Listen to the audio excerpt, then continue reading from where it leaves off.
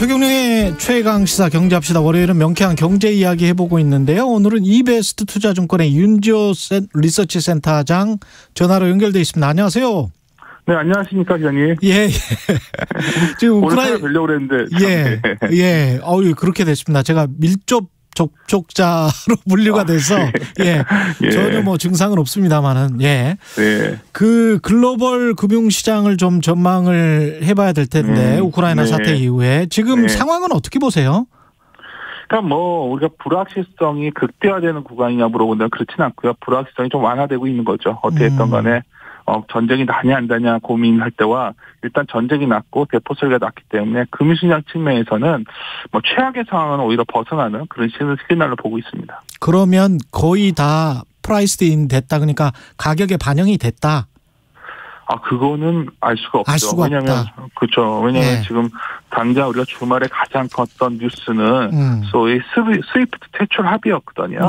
그 은행 간의 통신 협의 퇴출됐는데 그게 어떤 식으로 되는지 아직 결론이 안 났지 않습니까? 지금 배제는 하는데 어떤 은행들을 구체적으로 하냐 이런 것들이 안 나왔기 때문에 그렇죠. 그런 불확실성이 남아 있고요.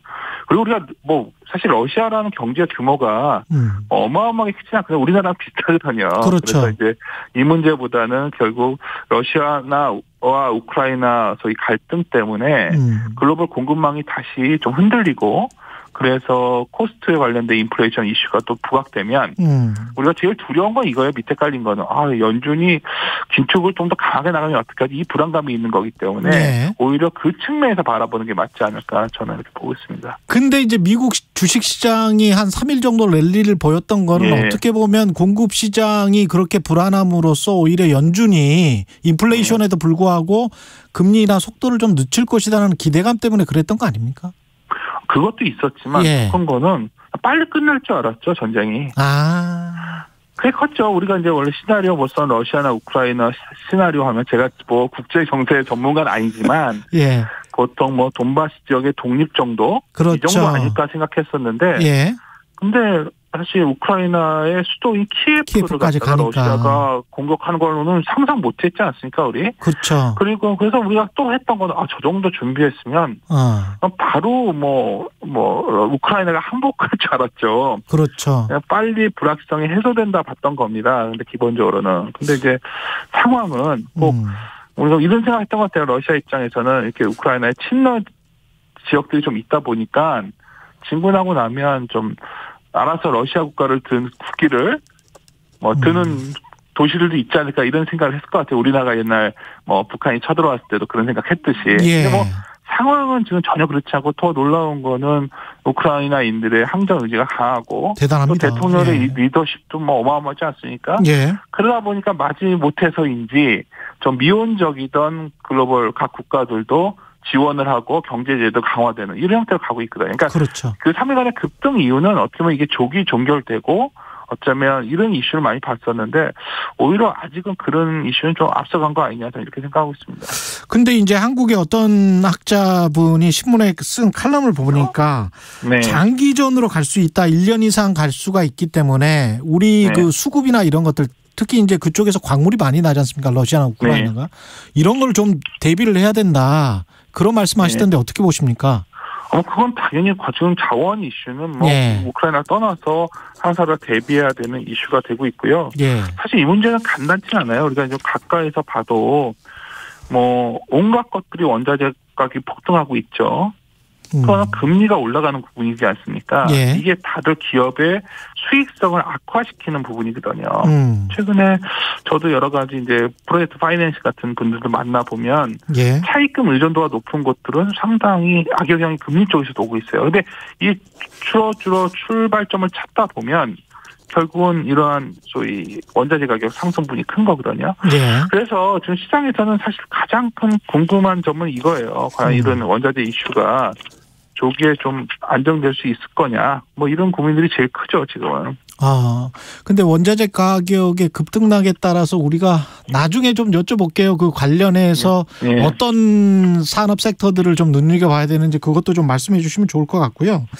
이 이런 식으로 만약에 미국 유럽 중심의 경제 체제나 패권 경쟁이 뭐 러시아, 중국 쪽으로 좀 이렇게 쏠리고 이러면 GDP랄지 블락화된 경제에서 세계 GDP 대비 뭐 수출입 무역이랄지 뭐 이런 것들 영향을 안 받을 수가 없거든요. 그럼요. 지금 사실 우리가 이번에 이런 거예요. 스위프트 규제를 해도 사실 2014년에 우리가 이미 유럽 EU 측에서 제재를 했던 적이 있어요. 크림 사태 때. 그래서 지금 러시아는 외환보유고에서 달러 비중을 45.8% 정도에서 22.7%까지 대폭 낮춰놨거든요. 그렇죠. 그런데 또 우리가 14년부터 러시아는 독자 결제망도 좀 만들어 놓고, 더 문제는 중국도 중국 국제 결제 시스템을 설립해가지고 많은 기관들이 참여를 하고 있어요. 사실 스위프트 규제라는 게 결국은 퇴출을 하지만 뭐 다른 곳으로 결제를 할 수 있다면 경제가 이제 블록화되는 거죠. 방금 전에 최 기자님 지적하신 것처럼.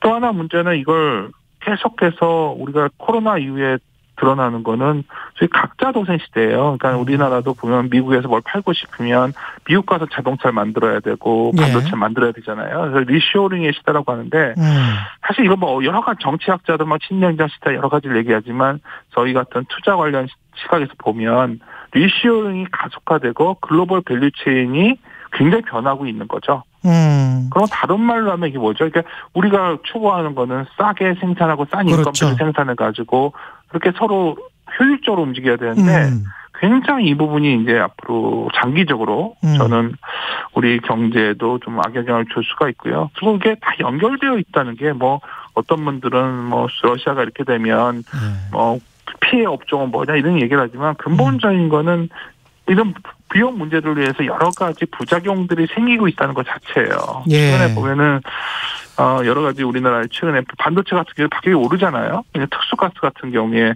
러시아가 우크라이나 생산량이 50%거든요, 지금. 네온, 크립톤, 크세논 이런 건데. 그래서 이제 메모리 가격은 반등하죠. 생산량이 줄 수 있으니까.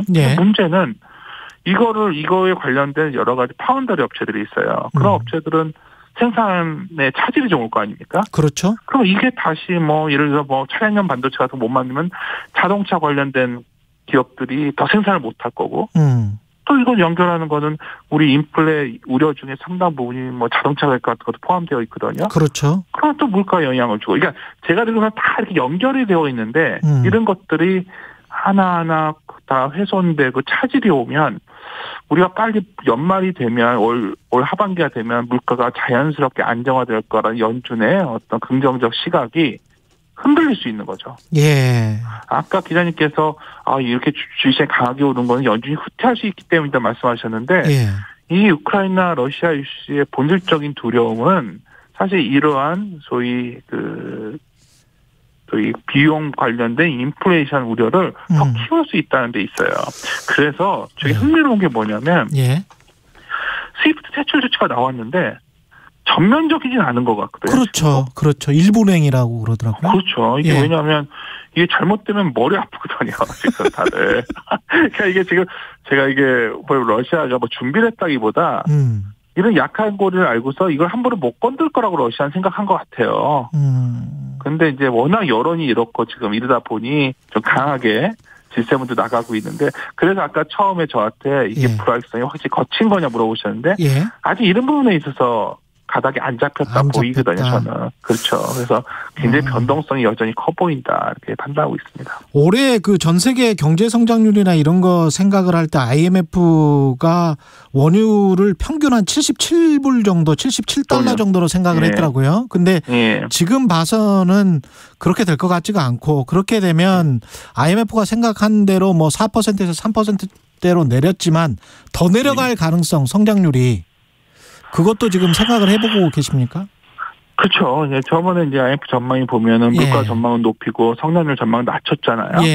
그러면서 전제를 했던 거는 올 하반기가 되면 유가가 안정되고 물가가 잡히니까 이제 좋아질 것이다 이렇게 되어 있는데 지금 당장 이제 이래요. 뭐 스위프트 퇴출 얘기 나오지만 아직까지 유럽의 높은 러시아 에너지 의존도 물가 부담을 감안하면 러시아의 원자재 교육을 딱 끊을 수 있을까? 그런 시장의 의심이 있어요. 그렇지.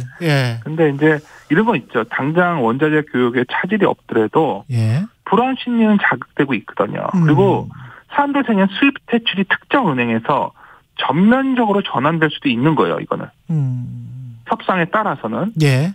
그러면은 사실 이게 조달자 다변화로 가는 거고, 조달자 다변화는 다른 걸로 보죠. 급하게 딴 데서 물건을 땡겨와야 돼요. 프리미엄을 주고. 그러면 이제 비용이 더 상승되겠죠. 맞습니다. 예. 그게 이제 두려운 거죠. 그러면 이제 우리가 생각했다. 올해 소위 여러 경제기관에서 추정했던 하반기가 되면 자연스럽게 유가가 내려가니까 물가가 잡힐 거야. 연준도 그 시각에서 지금 어떻게 보면 바라보고 있는데 이게 뭐 지금 기자님이나 저나 누구도 예단할 수가 없는 게 문제인 거죠. 그렇죠.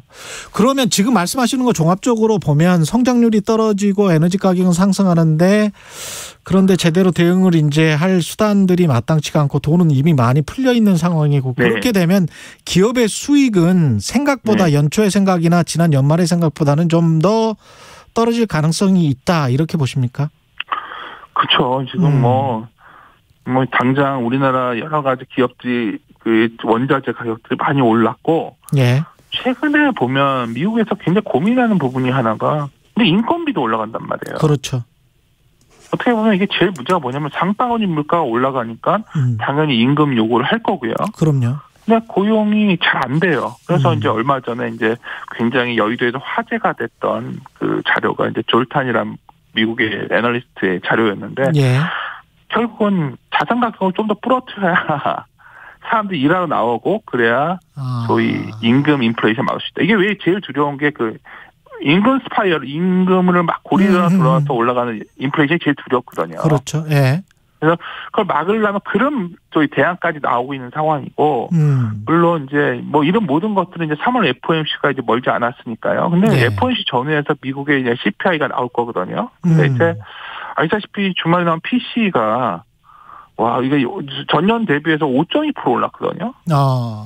한 달 전보다 0.5%. 이거 사실 1983년 4월 이후에 40년 만에 가장 높은 수준이에요. 연준은 이걸 보는 거거든요. PC를요. 그러면 거기다가 CPI 구성도 보면 아까 제가 뜬금없이 갑자기 임금 말씀을 왜 드렸냐면, 요새 그 물가 올라오는 거 가만 보면 원자재 가격 외에 서비스료 상승 요인이 되게 많아요.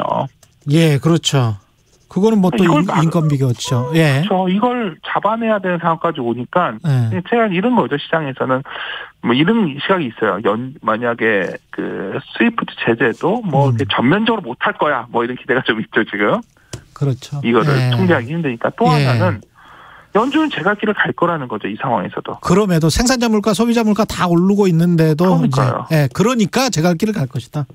네, 그렇죠. 그래서 아마 당장은 뭐 베이비 스텝으로 갈 거예요. 3월에는 뭐 0.25% 정도 하겠지만, 이게 연속돼서 3분기 중에 어떻게 물가를 잡아야 7월 이후에 어느 정도 물가 통제돼야, 또 미국은 10월 9일이면 중간 선거가 있잖아요.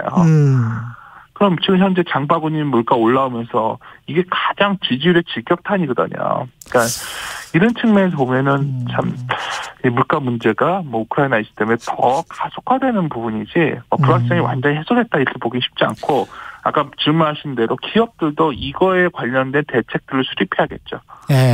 지금 주식시장 지금 시간이 얼마 없었어요. 주식시장 한 지금 2,600위 정도에 있는데, 이게 어떤 수준이라고 보십니까? 조금 더 봐야 될 것 같다. 저는 근데 제가 항상 기자님이랑 오랫동안 알고 지냈지만 시장에서 한 1년 넘게 좀 부정적으로 말씀을 드렸는데, 이제 사야 돼요, 사실은. 이제는 사야 된다. 왜냐하면 여기서 더 밀릴 수 있죠. 안 좋은 뉴스가 나와서 2,500도 갈 수 있고 2,400도 갈 수 있지만 언제든 2,600 정도는 회복될 수 있는 지수되거든요.